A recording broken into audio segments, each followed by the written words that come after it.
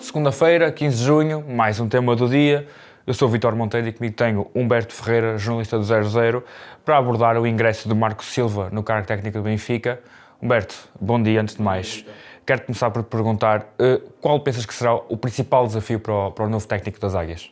Naturalmente é ser campeão nacional. Marco Silva chega ao Benfica depois de um período bastante, eu diria, conturbado e distante de títulos por parte do Benfica, mesmo que tenha ganho, por exemplo, a Supertaça na última temporada.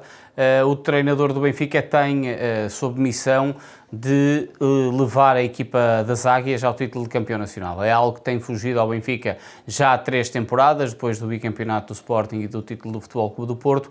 A equipa do Benfica, com esta mudança tática e esta mudança técnica, aliás, que acontece, vai muito virar o objetivo para essa visão de atacar com tempo o título de campeão nacional. Mesmo que nesta apresentação e nesta chegada de Marco Silva, Rui Costa tenha dito várias vezes quase que o Benfica tinha treinador e, portanto, viu-se obrigado a ir ao mercado em virtude de José Mourinho ter saído do Benfica para assumir o cargo técnico de treinador do Real Madrid. Mesmo que saibamos que a história não é bem assim, o Benfica também, apesar de ter oferecido um novo contrato a Mourinho, havia muita dúvida sobre Mourinho ficava ou não ficava, e Marco Silva tem como este grande desafio assumir a candidatura do Benfica ao título de campeão nacional. E houve um cuidado muito interessante por parte do treinador do Benfica na sua apresentação, que foi chamar a si a força dos adeptos e chamar para dentro a força que os adeptos podem traduzir no seio da equipa, numa equipa que invariavelmente foi tanto que parecia um bocadinho distante, em virtude também dos resultados.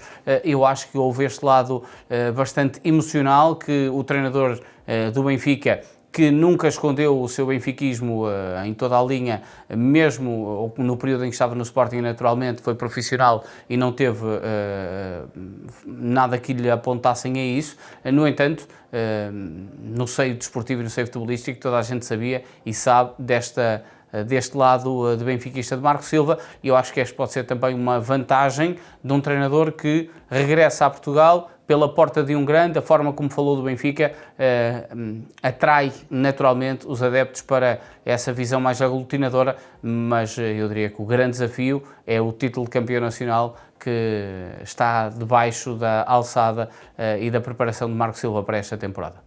Olhando aqui a um aspecto mais tático, mesmo sabendo que o plantel pode sofrer algumas alterações, vai com certeza sofrer algumas alterações, sentes que a ideia de Marco Silva enquadra-se com os jogadores que tem neste momento? Sim, se olharmos até num lado mais recente, do lado do Benfica, é uma ideia que casa na perfeição. O Marco Silva tem trabalhado ao longo dos últimos anos muito na sua ideia de 4-2-3-1, com um avançado bastante móvel, com um avançado que vem muito ligar o jogo atrás, como era Muniz ou o próprio Raul Jiménez na equipa do Fulham, 2 alas sempre muito vertiginosos e a explorarem bastante as linhas, de uma forma harmónica, sempre que um está aberto o outro fecha um bocado, 2 médios normalmente muito fortes fisicamente. A equipa do Fulham, até em virtude da Premier League, tinha 2 médios muito físicos logo acima da defesa, e o Benfica trabalhou com esta tática ao longo do último ano e criou a equipa para ter uma tática ao longo deste último ano.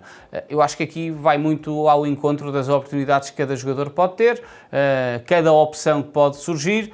É naturalmente um Benfica que possivelmente vai agitar-se um bocado mais no mercado, mas de uma forma bastante prudente. Mas eu acho que no capítulo de ideia de jogadores que o Benfica tem, perfil dos jogadores que o Benfica tem, ideia de jogo que Marco Silva tem, há aqui um casamento que pode ser perfeito, naturalmente com alguns ajustes, porque podem haver jogadores habituados a fazer outro tipo de funções que com Marco Silva terão que fazê-las diferente. Estou-me a lembrar, por exemplo, de Barreiro, que foi andando sempre entre médio centro, um bocadinho mais recuado, um bocadinho mais à frente. É um jogador que pode fazer todas as posições no meio campo e isso pode ser um benefício para ele e também para o treinador, mas é um treinador que não vai mexer na sua ideia e parece-me que tem jogadores para encaixarem também na sua ideia. Olhando aqui mais especificamente para o mercado, e tu que és presença regular no nosso podcast, o Mercado Flash, qual pensas que vai ser a postura das Águias neste defeso? Há aqui alguns dossiês para resolver. principalmente esses, para que depois o Benfica possa mexer-se no mercado de uma forma mais ativa. Há aqui um dado importante que é, apesar de o Benfica investir sempre muito nos seus mercados, e no ano passado falamos, por exemplo, de mais de 100 milhões de euros, com valores que até vão entrar neste ano. Estou a lembrar-me desde logo de Sudakov, que foi um empréstimo com uma compra obrigatória e uma compra bastante avultada. Há um grande problema, que é o facto de não haver Liga dos Campeões. E a participação na Liga Europa pode naturalmente mexer muito com as contas do Benfica, que naturalmente vai ter que vender jogadores de grande importância, ou pelo menos aqueles que valem mais dinheiro, para que depois possa-se mexer no mercado com uma grande preponderância. O eixo defensivo é um eixo fulcral, o Benfica perdeu o Otamendi já, e apesar de olhar muito internamente para a dupla António Silva e Tomás Araújo, há nomes que estão colocados em cima da mesa e que é bem provável que possam chegar ao Benfica. Jorge Cuenca, um deles, um defesa central espanhol que trabalhou com o Marco Silva no Fulham nas 2 últimas temporadas. Há um problema da baliza. Trubin não é um bem amado por parte dos adeptos do Benfica. Marco Silva não desgosta do guarda-redes, mas é um guarda-redes que pode estar no mercado para encontrar uma outra alternativa. E depois o capítulo dos extremos. Há aqui uma grande dor de cabeça do Benfica, que prende-se com a renovação ou não de Sheldrup. É um jogador que tem bastante mercado, que interessa ao Benfica continuar com Sheldrup, mas o Benfica sabe que se não renovar com Sheldrup, dificilmente vai conseguir fazer um encaixe financeiro com o norueguês, e há aqui esta dúvida sobre se pode sair ou não pode sair, e mediante essas saídas, outros 2 nomes no meio campo que estão muito na porta de saída é Enzo Barrenetxea. O perfil de Barrenetxea não encaixa no estilo de Marco Silva, é um estilo de muita correria, é um estilo de muita pressão. Os jogadores do Benfica, veremos um Benfica a jogar muito mais pressionante e a correr muito mais, pelo menos as equipas de Marco Silva assim o jogam, e Enzo Barrenetxea não tem de todo esse perfil. É um jogador que pode sair por uma dimensão diferente. Richard Rios, em virtude de ter bastante mercado e ter sido um jogador bastante caro, e ser um jogador bastante caro para o Benfica, pode também ter a porta de saída e haver aqui alguns ajustes no meio campo. Eu diria que estas 3 posições e estes 3 setores são os mais nevrálgicos. Há um jogador que pode crescer bastante com a chegada de Marco Silva, que é Franjo Ivanovic. Ivanovic é um jogador muito do perfil, e a dupla de avançados do Benfica tem muito perfil que Marco Silva gosta. Há a dúvida sobre se Pavlidis continua ou não continua, mas a alternativa interna é uma alternativa que agrada ao treinador, e para já não é uma grande dor de cabeça. O lado dos extremos e a questão de Sheldrup pode fazer com que chegue alguém para essa posição. O meio-campo também pode ter aqui uma pequena nova roupagem. O defesa central é imperial, a baliza é uma dúvida que vai persistir, mediante o que o mercado também assim se movimentar. Também sabemos que a pré-época do Benfica está prestes a começar, face às pré-eliminatórias da Liga Europa. Claro. O calendário é preocupante neste sentido? Neste sentido, sim, porque é um treinador claramente a trabalhar com a máquina em andamento.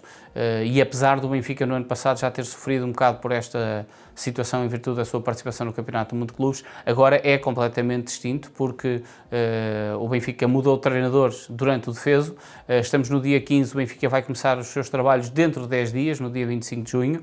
Em menos de um mês tem a primeira competição oficial. O Benfica entra em campo pela primeira vez nas pré-eliminatórias ou nas eliminatórias da Liga Europa a 23 de julho. O Benfica terá que fazer 3 eliminatórias, ou se quisermos 2 eliminatórias e um play-off, até chegar à fase Liga da Liga Europa, e são 6 jogos numa equipa completamente nova, ou pelo menos com um treinador completamente novo, ideias novas a serem implementadas, e alguns jogadores fundamentais que podem não estar presentes. Estou-me a lembrar de Sheldrup, que está no Mundial. Estou-me a lembrar de Tomás Araújo, que está também no Campeonato do Mundo. Richard Rios está no Campeonato do Mundo. Orsnes, Dedic, são todos jogadores potencialmente titulares do Benfica e que não vão estar neste arranque, até por causa da fase de grupos terminar só mesmo no final do mês de junho. Portanto, e estes jogadores não tiveram férias, ainda haverá o seu tempo de descanso. É um período que vai obrigar a um grande engenho, possivelmente também a oportunidades a jogadores que estejam no plantel e que não tiveram ao longo do último ano de surgirem, para este ano, e é um deles, por exemplo, que teve a sua oportunidade, mas pode ganhar aqui uma outra preponderância com a chegada de Marco Silva, mas o calendário é de facto é apertado, sem os jogadores principais ou grande parte dos jogadores principais no seu plantel, e jogos absolutamente decisivos. Estamos a falar de uma entrada na Liga Europa que é fundamental para a época do Benfica, essa presença também nas competições europeias. Certo. Obrigado, Humberto. Obrigado por terem assistido. Este foi o tema do dia. Para finalizar, recomendo, agora que estamos no início do Mundial, as várias peças que o 0-0 tem efetuado sobre esta mesma competição, com a mais recente a ser uma entrevista a Enzo Cifo, o gênio belga. Além disto, também deixa a recomendação do novo episódio do Negócio Mistério, desta segunda-feira, onde também olhamos para a participação de El Hadji Diouf no Mundial de 2002.